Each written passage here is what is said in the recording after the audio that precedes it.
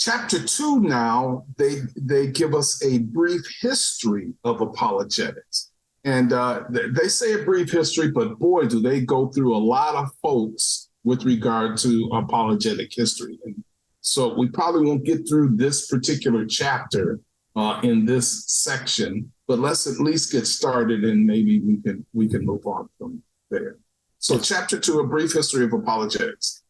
They say that while apologetics or defenses of the Christian faith go all the way back to the first century, the formal science of apologetics is a more recent development. And so in this chapter, they're going to survey the history of apologetics in 3 stages. First, we'll discuss in some detail apologetics in the New Testament itself. Second, we'll give detailed attention, they tell us, to the thought of the leading apologists prior to the Reformation. And so notably here, they're going to focus on Augustine, Anselm, and Thomas Aquinas. The so 3 those A's. Yeah, that's right. Yeah. AAA apologetics. And so those were the leading apologists prior to the Reformation. And then, of course, thirdly, they're going to present a more cursory overview, they tell us, of apologetics from the Reformation to the present. So that's where this chapter is headed here with regard to this brief history of apologetics. These 3 different breakups, we might say, of apologetic history. New Testament itself, from the first century up to the Reformation, and then from the Reformation to the present. Right. So we start where all good apologetics starts, which is Scripture. And so we start apologetics in the New Testament. So although perhaps none of the New Testament writings should be classified as a formal apologetic treatise, most of them exhibit apologetic concerns. Most of them is defending the faith in some way. It's defining it. It's giving reasons for why you should believe. Or if this is not true, then we're all worthless people, and the sin is still on us. And so we've got to find some other way. Or that there's some application that we need to be persuaded. If you believe this, then this is the result. And so while not kind of a textbook example of apologetics, there's still evidences of apologetics within the scope of the New Testament. So the New Testament writers anticipate and answer objections and seek to demonstrate the credibility and claims and credentials of Christ, focusing especially on the resurrection of Jesus as the historical foundation upon which Christianity is built. And so they start off with apologetics in Luke and Acts. And they tell us that of all the New Testament writings, the 2 volumes of Luke, his gospel, and the Acts of the Apostles are the most overtly apologetic in their purpose. Luke in his prologue, that's in chapter 1 of the gospel, verses 1 through 4, Luke announces that his work is based on careful historical research and that he will present an accurate record of the origins of Christianity. And some folks believe that this was kind of a way to help defend the Apostle Paul as he was, on trial. And that's what. Yeah, this is what we talked about in, I believe, chapter 1, where we discussed, what apologetics is, and it's it could be a written form of the reason for why you were doing the thing that you were doing or not doing.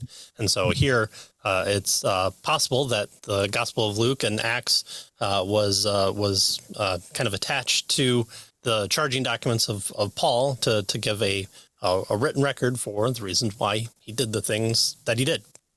Well, in Acts, the motif of Jesus' resurrection as vindication is fulfillment of Old Testament messianic prophecies, and the charismatic phenomenon on and after the day of Pentecost are used as cumulative evidences of messianic lordship of Jesus, see Acts 2:36, and of the authority of the apostolic truth claims.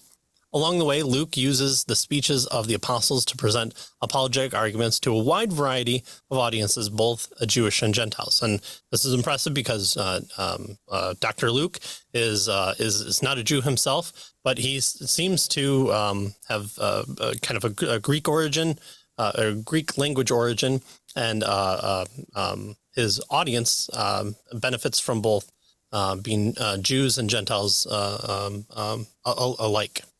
Mm-hmm. Yeah.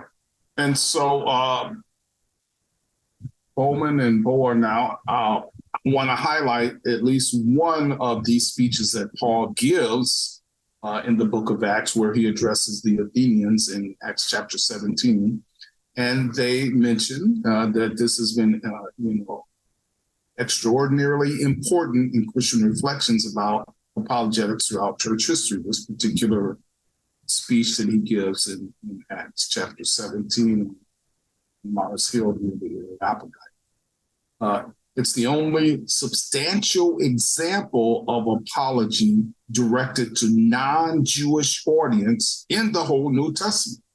Although there's a brief kind of, speech that he gives in Acts 14. It's just a couple of verses there. This one is obviously substantial. And right. So this one speech has traditionally been regarded as a paradigm or model of apologetics, especially with regard to the Gentiles. Right. And you kind of get the same responses that you would get these days. Some laughed, some refused to believe, others are denied outright. Some believed, but then some said, "We'd like to hear more from you on this." And so the Mars Hill apologetic is laid out, and from different aspects of the apologetic, the kind of the four different apologetic avenues that we're going to cover. A lot of people from those four draw back their positions from Paul in Acts 17 there. Well, the speech was quite unlike those Paul delivered to Jewish audiences, which emphasized Jesus as fulfillment of Old Testament messianic promises and quoted Old Testament proofs texts liberally. Right, so that wouldn't have been able to work with the Gentile audience, right? Right. What do I care about your other old book that you guys ascribe to? Yeah. Well, in fact, Paul used a form of speech recognized by the Greeks as a philosophical address, such as was commonly used by the Stoics and Cynics of his day. Throughout the speech, Paul speaks biblical truths, but uses Stoic terms and argues in Stoic fashion, even quoting a Stoic poet in support of his arguments. And so Paul, being from Tarsus, grew up a Roman, and so has these influences for both the Jewish aspects and the Greek aspects.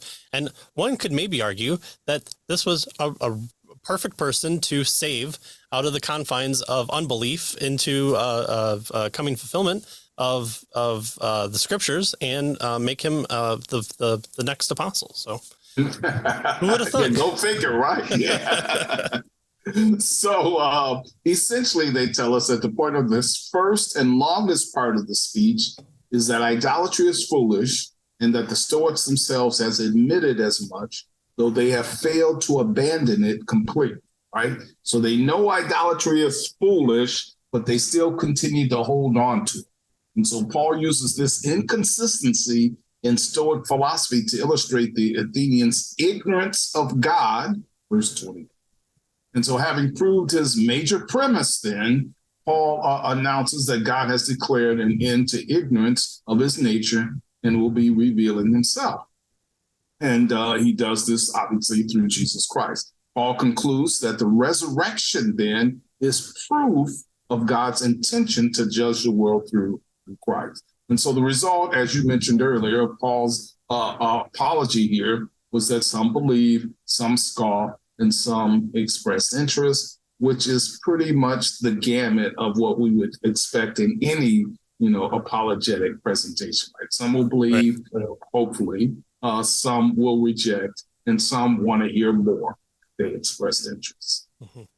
If you ever do read the Trial and Death of Socrates by Plato, then the way that Socrates argues in there is very similar to what the authors are trying to point out of how Paul is arguing here.